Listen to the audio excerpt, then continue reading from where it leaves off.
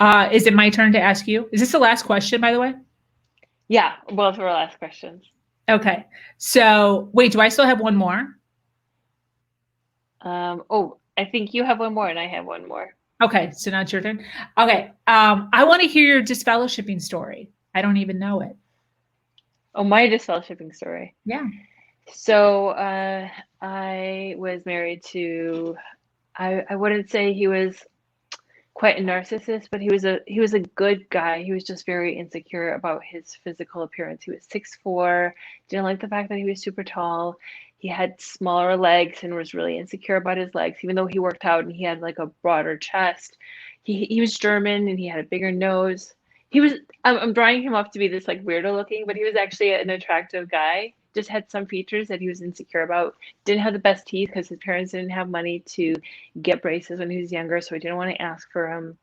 So he threw, and another thing, so his mom actually took him out of after middle school. He homeschooled for high school because his mom didn't want him to get high school influence, and he did not want she did not want him to get bullied. So he homeschooled for high school, and his mom praised him like he couldn't do anything wrong. He was like the golden child, and that sets your child up for failure. So he was a very insecure person, and he threw all his insecurities on me. Like I couldn't talk to men more than like a second. I couldn't have conversations with like the cashier at the grocery store. I couldn't really have friends in general. Like there was always questions about why I was doing this, why I was doing that. There was like no trust, and he never wanted to do anything. Sometimes when people would invite us over, he would say, we're busy. And being busy was being at home. He was just didn't want to do anything. Like I wanted to go to Chicago for a weekend, I remember. He's like, why would you, why? Because we were living in Michigan at the time. I was living in Michigan at the time. And he's like, why would we go to Chicago? It's a big city. When you go on vacation, you want to like be on a beach or something. Like, no, that's not a place to go on vacation. Anyways, he was super, super boring. Just, yeah, very boring person. So I was married to him for How almost long eight did you years, date him for? a year and a half. But here's the thing, he came from a very good all-American family, and I came from a very hectic Middle Eastern family where my father was very abusive, and I grew up in a religiously divided household. So my mom is a Jehovah's Witness, my father is Catholic, but I was born Catholic. I think I mentioned I'm Chaldean. It's one of the oldest nationalities out there. And as a Chaldean, you're not supposed to change your religion. You're supposed to be born a Catholic, die a Catholic. So the fact that my mom became a Jehovah's Witness put shame on my entire family. And so my family is just so crazy. I have two older sisters that are super drama and they're filled with trauma as well, and I don't speak to them. So my family was constantly fighting. There was abuse, not only physical abuse but verbal abuse. My dad used to call my mom a whore, cunt, bitch, all in Arabic, constantly ripping the magazines out. Wow. A trigger. I used to hear my stuff, and I would just like my hair would just like raise up. It was just, yeah, that was a big trigger of mine. But I don't have that anymore, fortunately. But so I went from that household to be like, I just want a normal fucking family that's not Middle Eastern. And here this guy came, he was just so nice and he was really good. And he came from like the all American family, which is what I thought I wanted, because I'm like, I don't want anything to do with my culture. So married this guy, had a really good mom. I'm like, perfect. I got a mom to replace my mom because my mom is psycho. I'm like, perfect. His dad seemed cool. He had two younger sisters, or a younger sister and a younger brother, and I became friends with his sister. So I fell in love with not only him, he was a piece of the puzzle of a family. And now I was being adopted into this family. So for me, I married the entire family, and he had a really good relationship with his mother. And yeah, the congregation was nice, and it was just a completely different scenario that I was thrown in. That was just like, I'm just ready to get this life started. Like I've been like dying to leave this situation, and the only way I could leave is to get married. And it's not like I didn't love him, because I definitely did, but his insecurities just got to a point where I'm just like, enough is enough. So July of 2011, I actually ended up having sex with a guy I had randomly met, and that was my wake up call. It was Like that at a after. bar? Where do you randomly meet a So guy? so I met him earlier that year when I was flying to Vegas to visit my sister. I think it was like February, and we kept in contact. Like, he was married but wasn't happy. I was married but not happy, and we would hang out. And then one day, one thing led to another, and we had sex. Did he like And take you on a date? no, I actually visited him at his house, and I was very naive. I was very Well, naive. yeah, And because you didn't realize that that meant something. You're just like, let's just hang out. yeah, you know, Yeah, it's like I'm like a good witness girl. Like, I don't even same, care. same, dude. That would happen to me And all the time. and I mean, I felt like I was just like, this is just not the male attention that I was getting. Like I said, my husband didn't even let me have conversations with men. He would always consistently think I was flirting, even if it was like for 2 or 3 minutes with a guy friend of his or just a random looking guy. He was thinking I'm flirting with him, which is just ridiculous. So ended up having sex with this guy in July, and I didn't have the guts to tell my ex-husband until November, and it was Thanksgiving weekend. I was like, I need this weekend. I'm going to pack up all my stuff. And I had already found a place to live. I had a job. I had money saved up. And I was like, I don't need him. I'm like, and in my head, I'm like, okay, I'm probably going to get publicly reproved or privately reproved because I still want to be the religion. Like, I'm not saying I want to get disfellowshipped, even though I want to get divorced. It does not mean I want to get disfellowshipped. Like, I still want, this is my life. I've been in the fucking cult since my mom became one when I was 6. And at this point I was 32. I'm like, this is my life. You know, like all your friends, everything. Yeah. I had never gotten disfellowshipped or approved or anything at that point. Like, I was a good girl. My whole life my goal was to be a good girl for my parents because I felt like being a good girl was going to win their love, and it never did. Anyways, so I told my ex I wanted a divorce, came home. Uh, I was listening to Paramore. All I Wanted Was You. I so remember this day. It was raining. I came home. It was Thursday or Friday. No, it was Thursday. It's like, oh my God, are you kidding me? We need to work this out. And of course, I want to stay married to you. We need to speak to the elders immediately.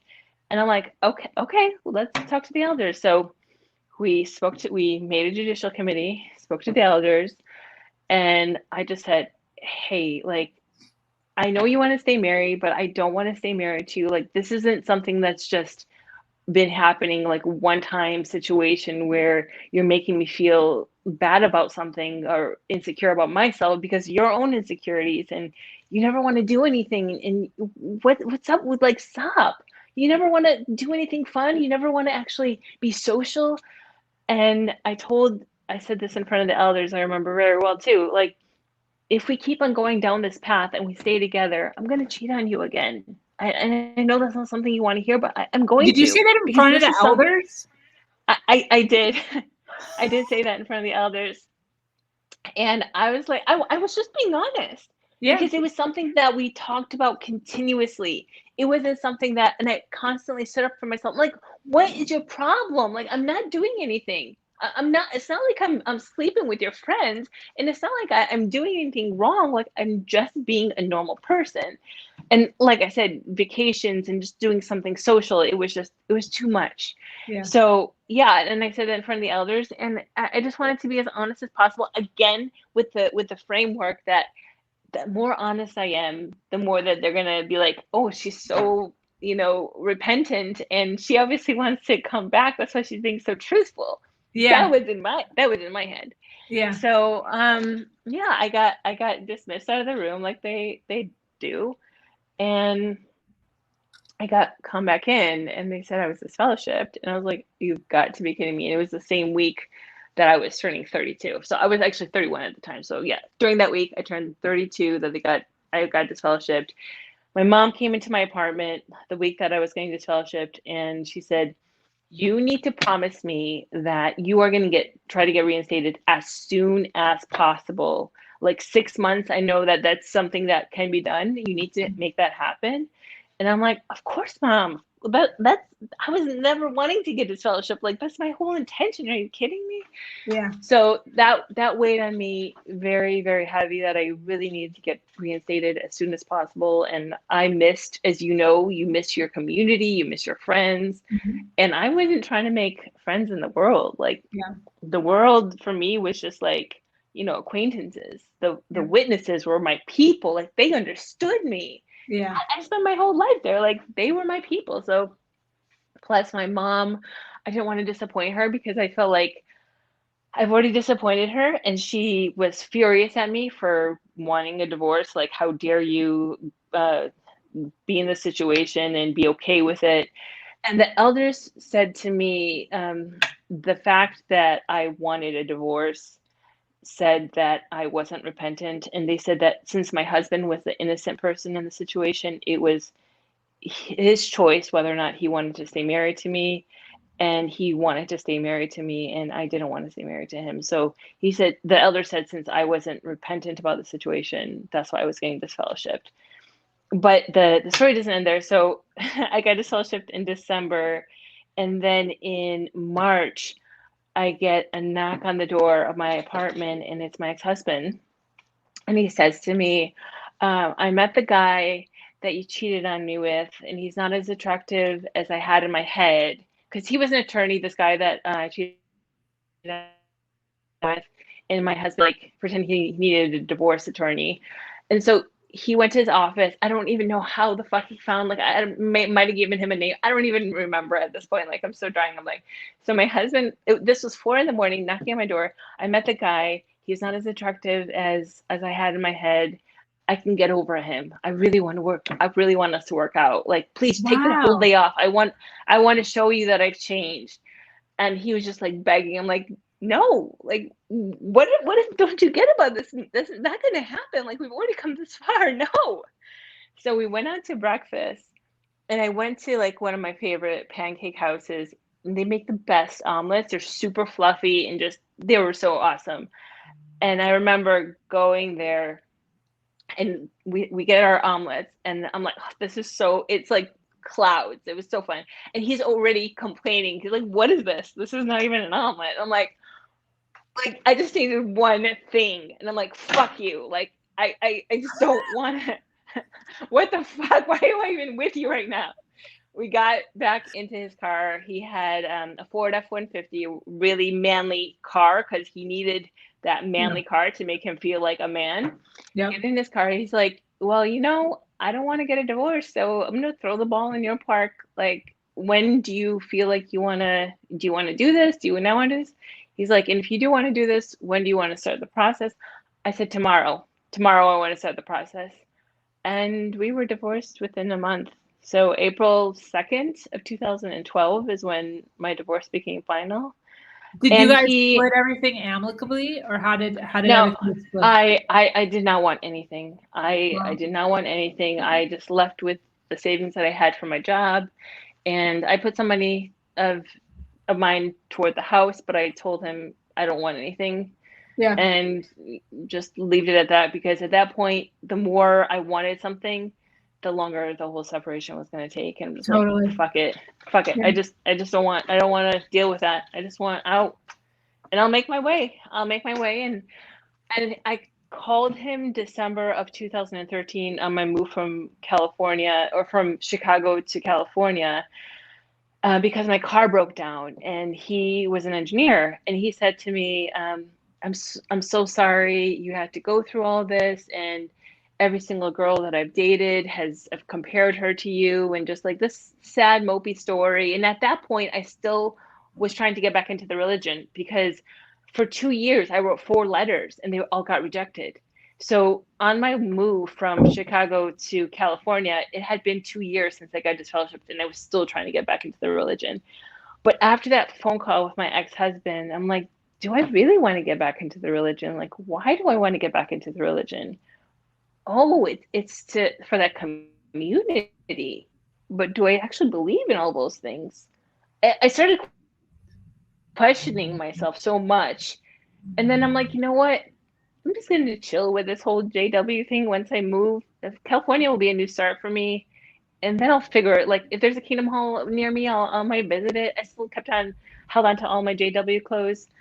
And 4 months later, I met the Tasmanian devil of my now husband. He came into my life, and he said to me, after we met, like, so you're holding on to all these JW clothes. Like, I know you're not going to wear them. Like these business suits, I don't see you wearing those anytime soon. He's like, you should donate them or throw them away. I'm like, but they're really nice, and I don't know. Like, I don't know about this. He's like, seriously, Vivian, they have like energy that you don't need right now. They're not serving you. So I just collected them all. Like I love resale shopping. So I had all these like really nice designers, nice clothes, and they made me feel pretty. And just like when donating, they just made me feel like, oh, I don't know if I want to do this. And then being still like in this limbo of, but I wrote 4 letters. Like I'm still holding on to something. Yeah. But then when he came to my life, I just was like, you know what? You're right. This is energy that I don't need anymore. And if my heart is already telling me, like, I don't want to be part of this anymore, I need to listen to more of that. And I've always been really good with listening to my intuition. So like, you're right. You know, if I decided to go back to the Kingdom Hall one day, I can. But right now, I'll get rid of those things. And slowly but surely, yeah, I didn't realize I was brainwashed until later on. But it was a crazy, crazy process. And my mom hasn't spoken to me. And actually, so those 2 years of me trying to get back in, my sister, who's not a Jehovah's Witness, but I was talking to her at the time, she would call me and she's like, Mom's wondering why you haven't gotten reinstated. What's taking so long? I'm like, I don't fucking know. Like, I still think to this day that the original elders at the Kingdom Hall that I was disfellowshipped at, like, felt so bad for my husband that they're like, we're going to burn this, like, motherfucker. Like, we're going to make her feel horrible. And I mean, yeah, I had so many anxiety attacks and so much stress during that time. It was horrible. Wow. Like being disfellowshipped, like you said, suicide is like top of mind constantly. Yeah. And I had a friend when I was 21 that after she got disfellowshipped, she committed suicide. So it does happen quite often, but no one talks about it. No one talks about it. You don't hear that. No one says, "Oh my gosh, did you hear so and so committed suicide after they got disfellowshipped?" No. Yeah. That shit goes under the rug, just like all the sexual abuse that happens in the congregations. Yeah. No one talks about it. Yeah. So yeah, 100%. I haven't spoken to my mom in 10 years. Well, I should say she hasn't spoken to me, but I know that she sees my my social media stuff, and yeah, she's around, and I'm always welcoming her into my life. If she decides to one day show up and be like, I'm your mom, hey, you know, let's be friends. Like, sure, I'm all open to that. But you know, I'm done trying. I'm not here to force relationships, but I'm open to creating new relationships. That's my story. How do you think, because that's kind of similar then, as far as, you know, the amount of time that your mom has stepped away from your life. Do you feel as if there would be, you know, what I was talking about with my situation, do you feel like part of the holdback with some of these Jehovah's Witnesses is the hurt that they've done to their friends and family keeps them where they are?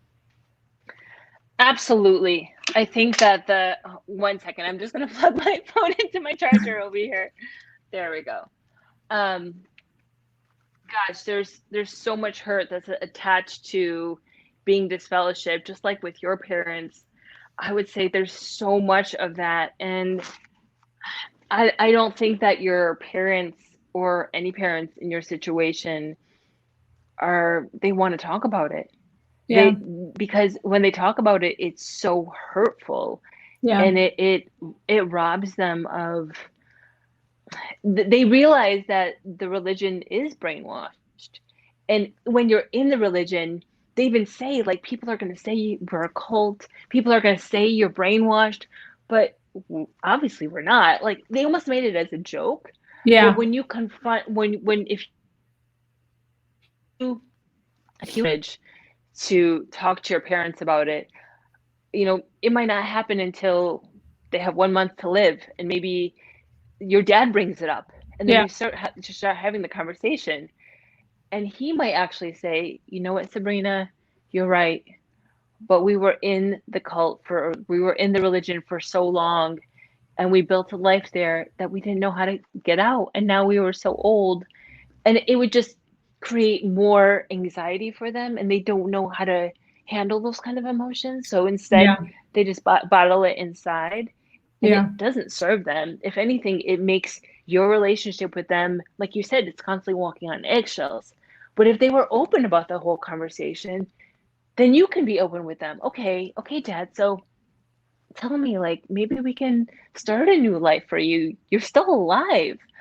People don't understand that even though they're in their eyes old, like there's people in the ex-Jehovah's Witness group that are 70 years old that are leaving, and they're like third generation JWs. So that for me is, and they have kids and grandkids that are no longer speaking to them. That for me, that blows my mind. So it's never too late, and there's never going to be a right situation to stop being a JW. It's just, you just have to do it. And if it's something that really speaks to you in your heart, then you really need to listen to it. And unfortunately, in the religion, they have so many rules and they shut you off so much that you don't trust yourself anymore. So even if your true self is saying, Sabrina, what are you doing in the Kingdom Hall? Like, the elder over there, he's talking bullshit. You're going to stay there because you've been there your whole fucking life. Everyone around you has been, your childhood friend. Your mom was friends with this mom. You guys grew up together. Like, it's such a mind fuck. And starting over again is hard, as you know. It's not easy. And as you get older, you're more sedentary. You're more stuck in your ways. So it's even harder. So I personally think that your parents might even have wanted to become inactive at some point, but now they're so in it and their community is so in it that they don't know how to escape it. And so they've made it their life, and it's very unfortunate. Like I said, it's there's a lot of good people in the religion. The religion has just made them a shadow of who they are, a shadow. And I've talked to so many people that don't even know how to trust themselves. And they don't even know what they believe in. They don't know how to trust themselves. But just keep it simple. Keep it simple. The first thing that you feel when a certain situation happens, that is called trusting yourself. Every other noise that comes in your head, it might be your mom's voice, an old elder's voice, an old boyfriend. All that is bullshit. But the first thing that you think of when a certain situation happens, like leave the situation, do something, those are your inside voices, and you need to listen to those voices. Like I said, though, unfortunately, the more you don't listen to that voice, the more it gets suppressed and suppressed and suppressed, and you no longer even know anything, and you just feel so scared and stuff like that. But we still have this choice of listening to our inner voice. It's our most vulnerable self, I would say, and it's there for everybody. We have all the answers to all the questions that we're asking people about our life. I'm sure people come to you, Sabrina, and they're like, but I want to find my purpose. Can you help me find purpose?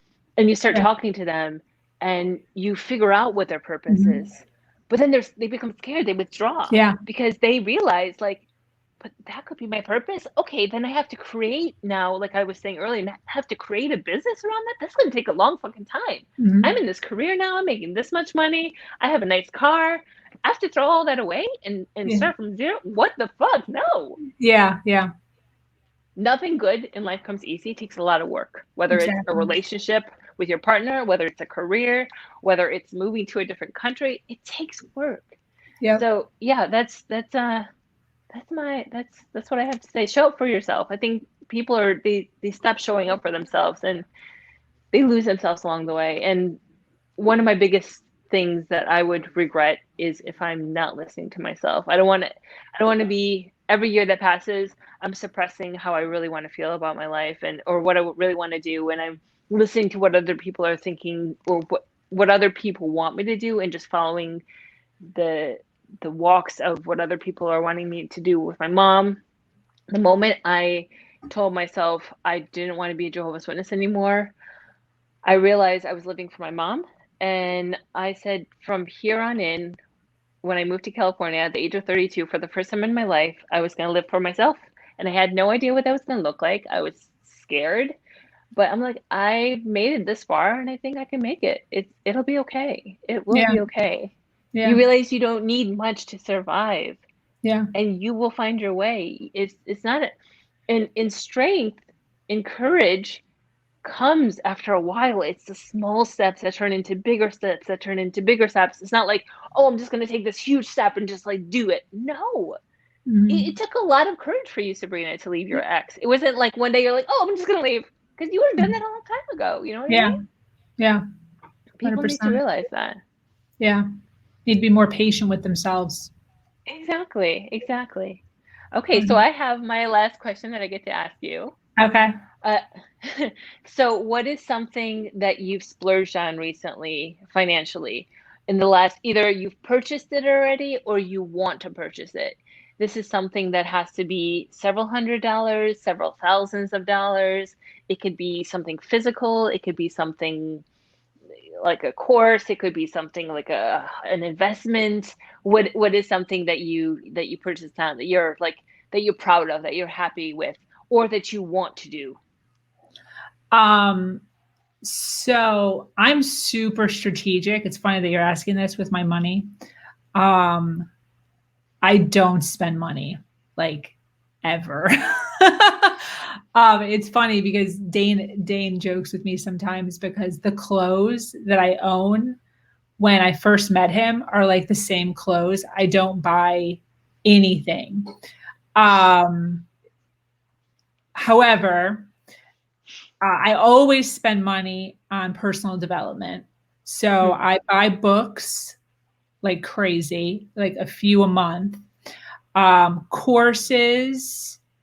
The most recent course I took was called Transformation Academy. I bought that last year. The year before that, I took a hypnosis class. So those were all hundreds of dollars. Hypnosis? Yeah. Good. Yeah. Okay. I'm actually certified as a master hypnosis sister. And can you do that over? Can you do that? I've never done it over the internet. I'm too scared to. I've only done it in person because there's so much stuff that can come up. And if I'm not there, I don't know how to handle that. Okay. So, being there, being able to talk them down, physical touch, can help with that. So lots of money on personal development always. And I've probably been like that for the past 15 years. I'll drop thousands of dollars to learn more for my mental and emotional. As far as material things, there's been two things over the past few years since I left my ex that I did buy that were like huge purchases that are super out of the ordinary. So the first one was my Vitamix. So for anyone who doesn't know, blender talk, a Vitamix is very expensive. And for a woman who's like just leaving and getting out on her own and is like trying to save every penny, it's a big deal to drop like $700 on a Vitamix. Absolutely. So my story with my Vitamix is actually kind of funny. So one of the things that I did when I moved out is I rented my bedrooms on Airbnb. And I had a woman staying with me at one point, like 2 years in, who she'd probably been with us for like 4 months, maybe. And we left. I was with Dane at the time, at that moment. And we had left to go visit family. And she was here alone. And I thought it was fine because she's a good person. We had lived with her for 4 months, nothing crazy.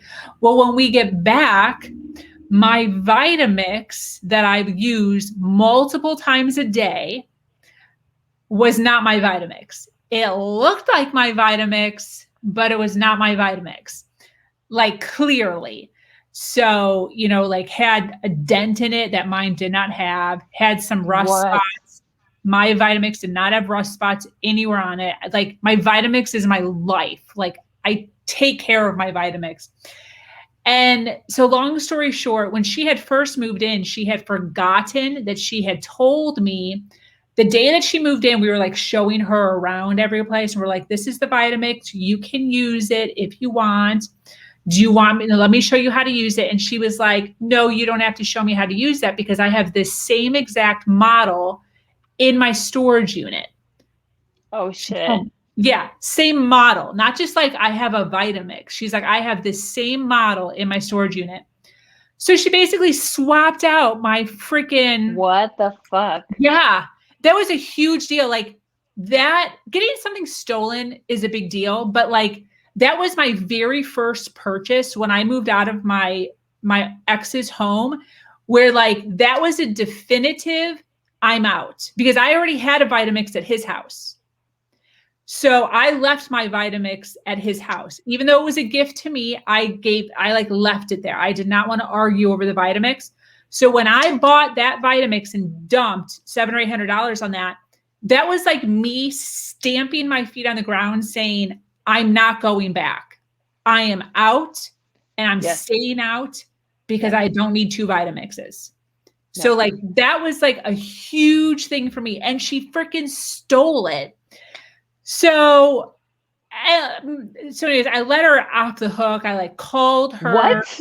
Well, this is what happened. So this story's getting so long. So she left, like we came home. I noticed immediately within like the first time of using it. I like pulled Dane aside. I'm like, doesn't this look weird? And he's like, oh my gosh, what? Yes. We start like inspecting it, all this stuff. So there's like dust underneath where mine was like super clean because I like dust it in and out and around and over. And so I confronted her. A few days after that, she left. And I didn't know what to do because I'm codependent, empath, hate confrontation, that whole thing that I'm working on. So I sent her a text and I said, hey girl, I know you just left. However, I forgot to ask you before you left where my Vitamix is because I've been using your Vitamix and I don't know where you put mine in the house. I can't find it. Like letting her off the hook so that she can say, oh yeah, sorry about that. I brought it to my mom's house or some shit. Like she could have, I called her out. She could have lied, even though we both know. And she straight up was like, what? I don't have a Vitamix. What are you even talking about? That's not my Vitamix. Never owned a Vitamix. I don't know about Vitamixes. Totally fucking lied. She told Dane and I together at the same time when we were walking around the house that she had the same exact Vitamix in her storage unit. We both freaking heard it.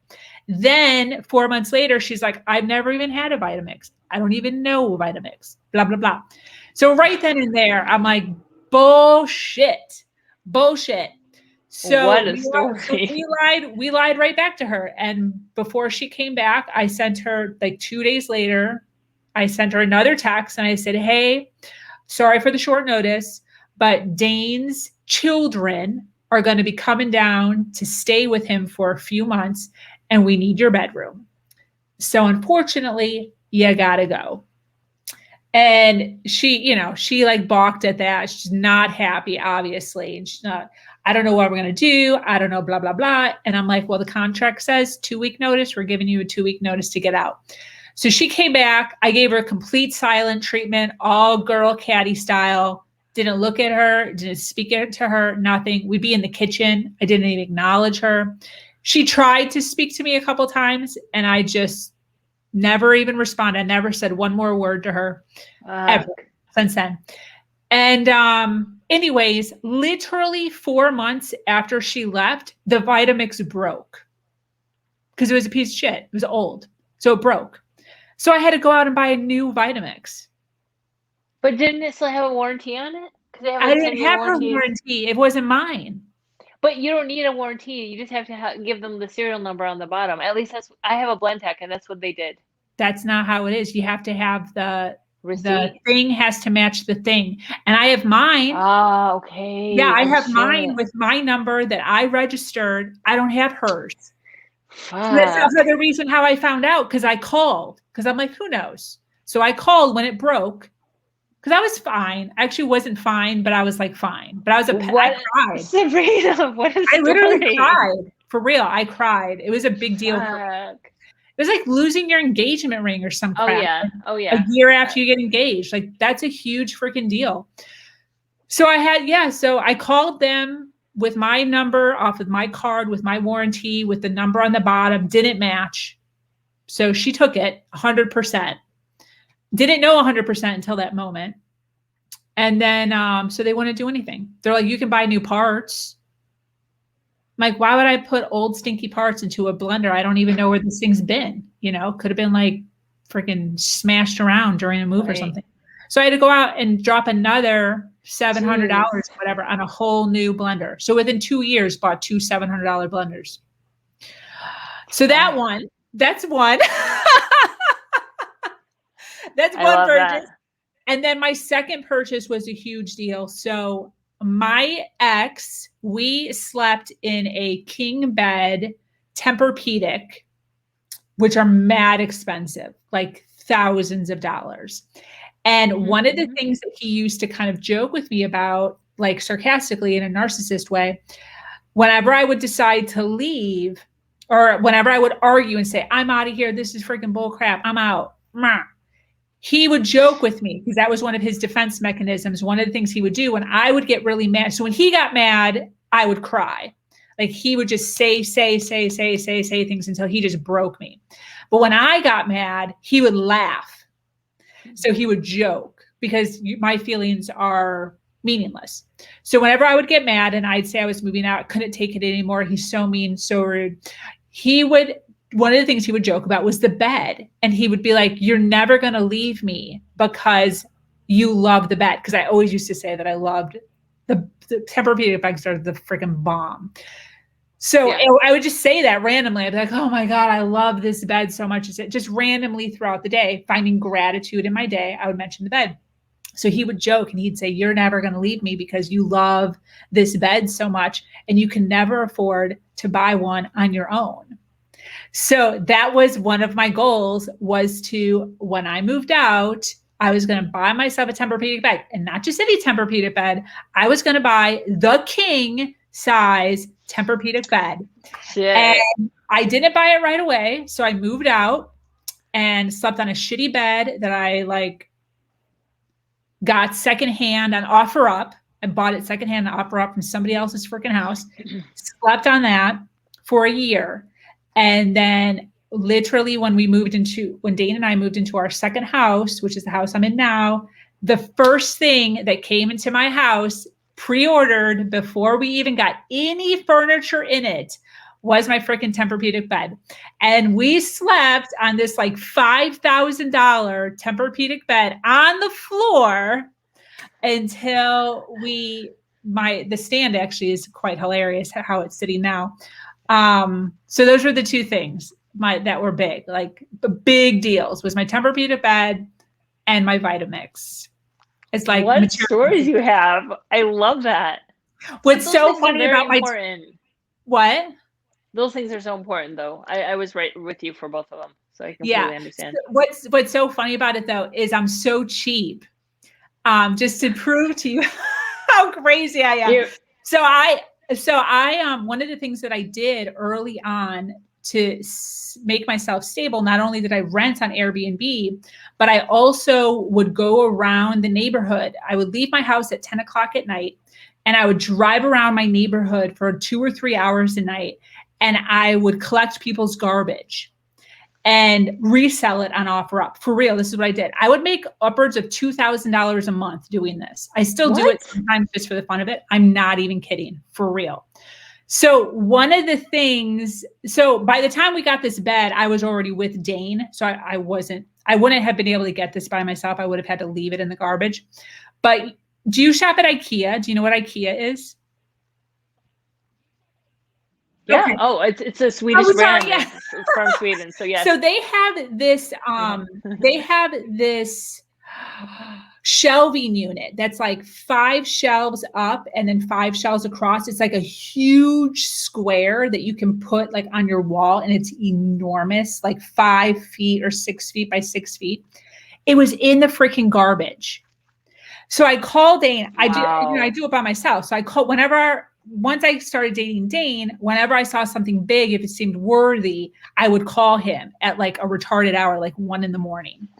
And he was always down for it. He was always down for it. So I called him, and I already have one in white because I love books. I have this whole thing filled with books in my office. This was another one, but this was brown. So I was like, I'm going to paint it. I'm going to put it on the other side so I have even more room for more books.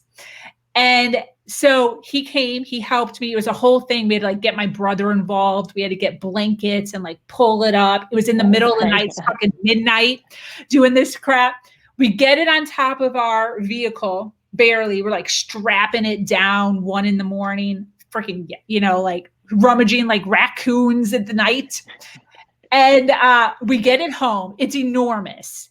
We get it off, shove it in the garage, go to sleep.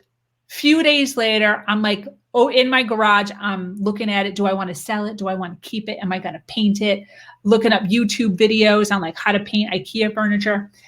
And all of a sudden, I'm like, how freaking big is this thing?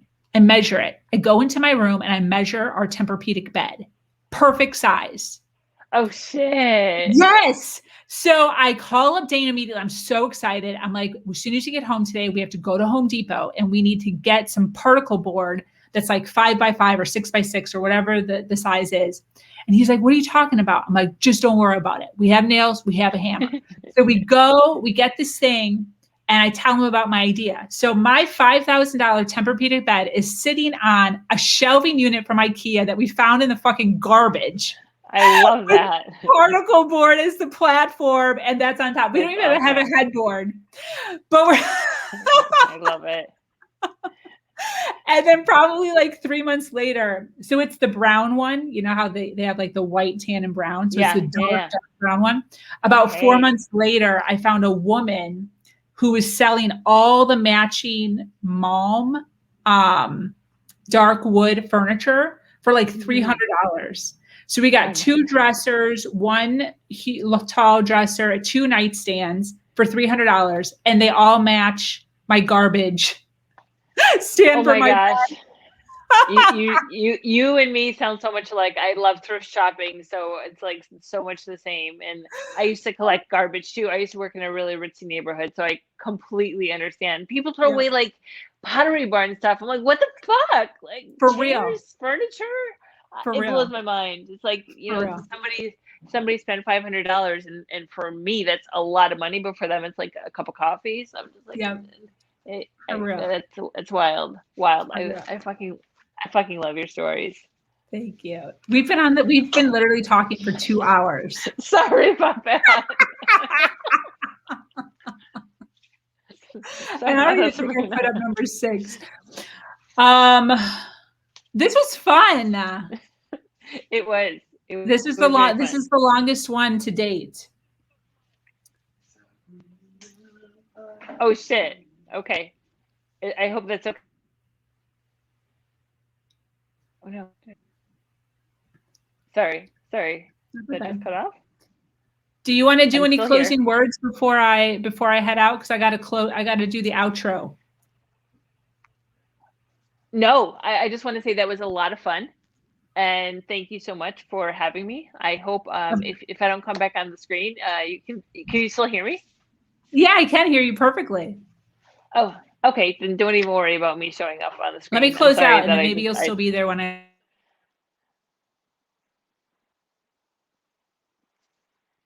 Sure to reach out to me here or at herversion.life. I am your host, Sabrina Victoria, and I'm so grateful to be here sharing a platform that allows people to share their truth, their words, and their story according to their perspective. Have an awesome day. Much love.